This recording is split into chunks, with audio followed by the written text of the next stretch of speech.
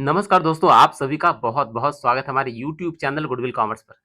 Students आज का video BCom semester 3 के स्टूडेंट्स के लिए बहुत इंपॉर्टेंट है क्योंकि आज के वीडियो में मेजर पेपर 3 बिज़नेस लॉ के एक बहुत ही इंपॉर्टेंट कंटेंट को एक्सप्लेन करने वाला हूँ, बहुत ही ईज़ी और आसान से लैंग्वेज में।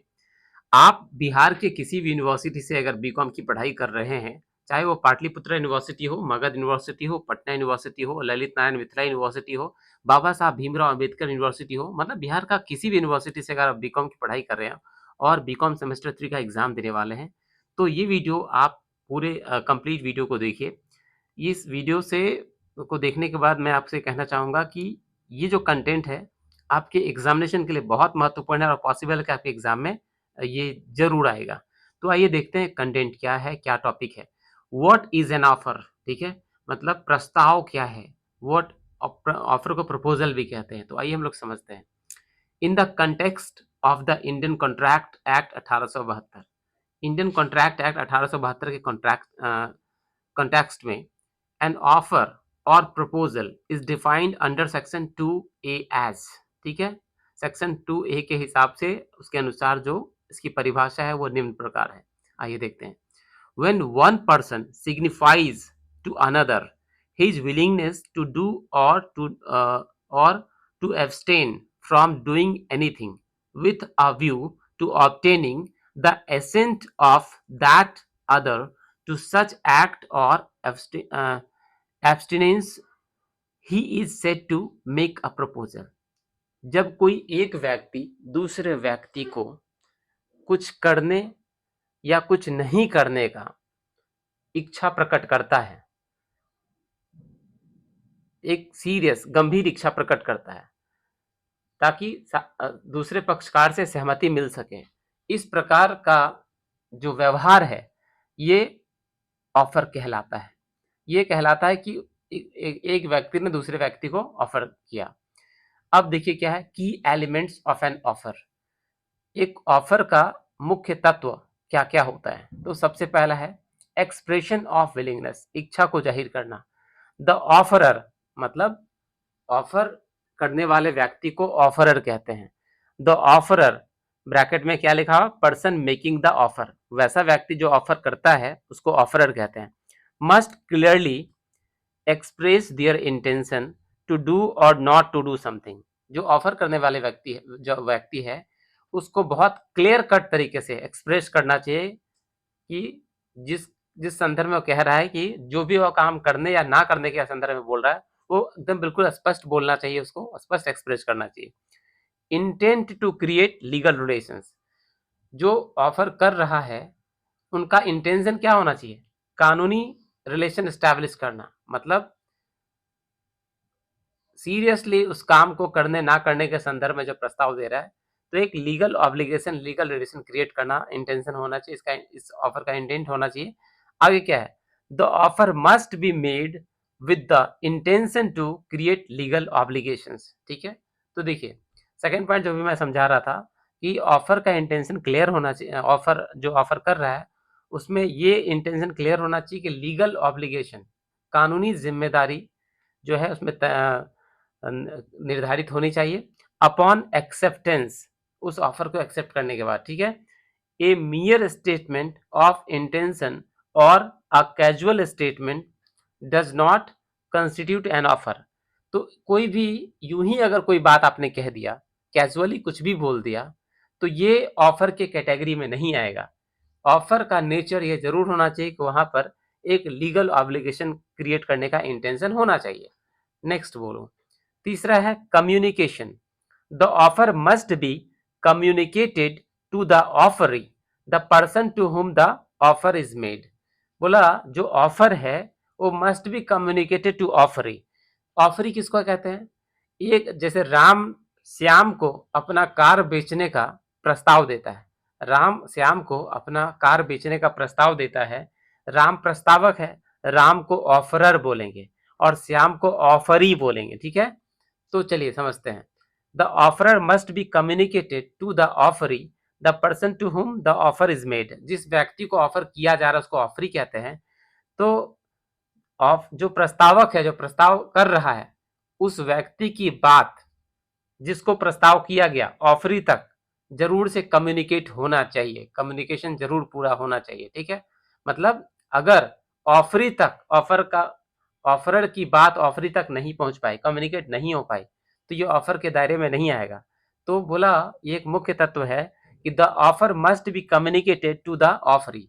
जो ऑफर है, जो प्रस्ताव है, वो कम्युनिकेट होना चाहिए ऑफरी तक। ठीक है, आगे बोला डेफिनिटनेस।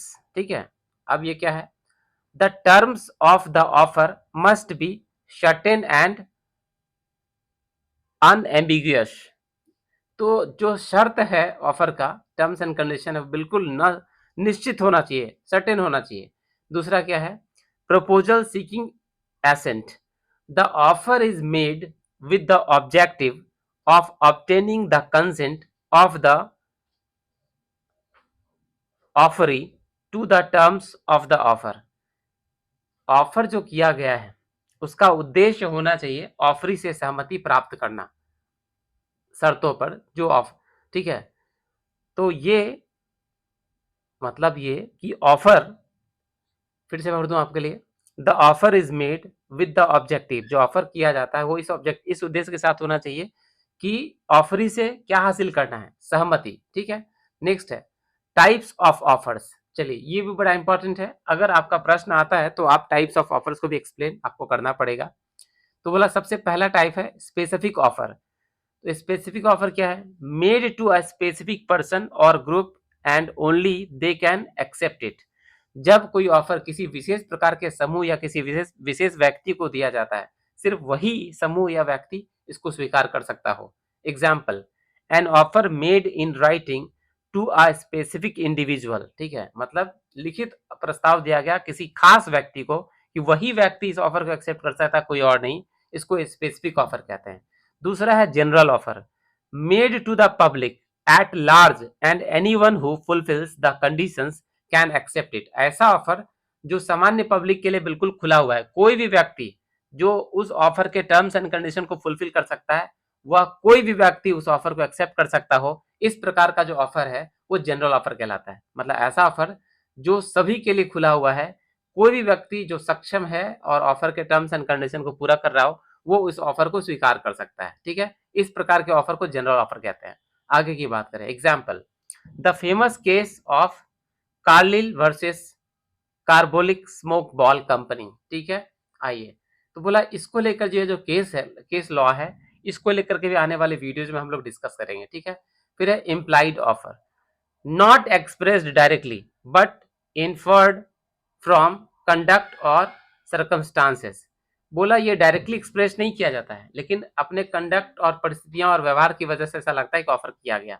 एग्जाम्पल, बोला बोर्डिंग अ पब्लिक बस implies an offer by the transport service to take the passengers to their designation। ठीक है, तो पब्लिक ट्रांसपोर्ट जो है, जो पैसेंजर को एक जगह से दूसरी जगह ले जाता है, उस अपने आप एक इम्प्लाइड ऑफर होता है कि वो उस ट्रांसपोर्ट पर कोई व्यक्ति उसका इस्तेमाल करेगा और एक जगह से दूसरी जगह जाने का इस्तेमाल के लिए वो उस बस पे या उस ट्रांसपोर्ट सर्विस का यूज करेगा या उस गाड़ी के थ्रू जाना चाहेगा। तो इस प्रकार का, मैं फिर से पढ़ दूं एग्जाम्पल, बोर्डिंग ए पब्लिक बस इम्प्लाइज एन ऑफर। ठीक है, तो एक पब्लिक बस का जो बोर्डिंग है वो अपने आप में एक एम्प्लॉइज ऑफर है कि वो जो है चुके किस काम के लिए, तो by the transport services to take the passenger to their designation.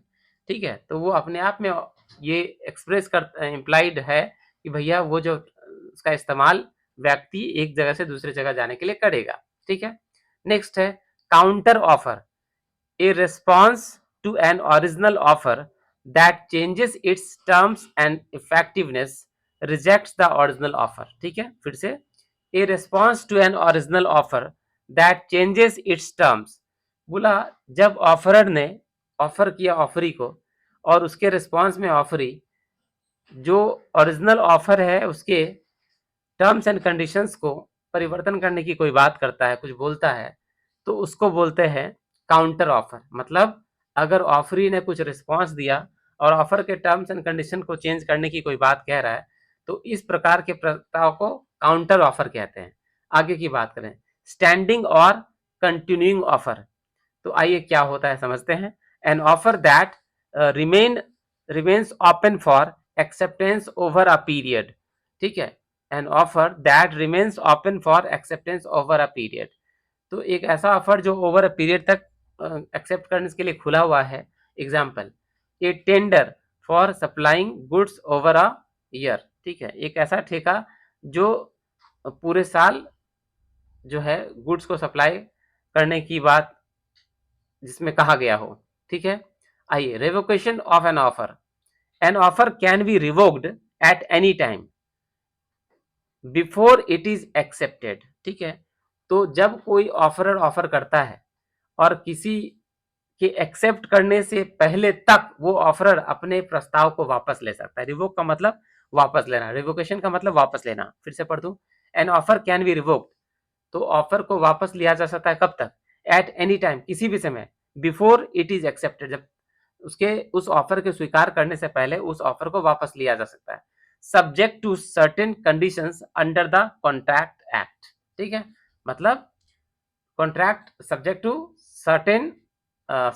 Certain condition, एक विशेष परिस्थितियों में कॉन्ट्रैक्ट एक्ट के अनुसार, नियमों के अनुसार। ठीक है, तो स्टूडेंट आज का ये video what is an offer पर था।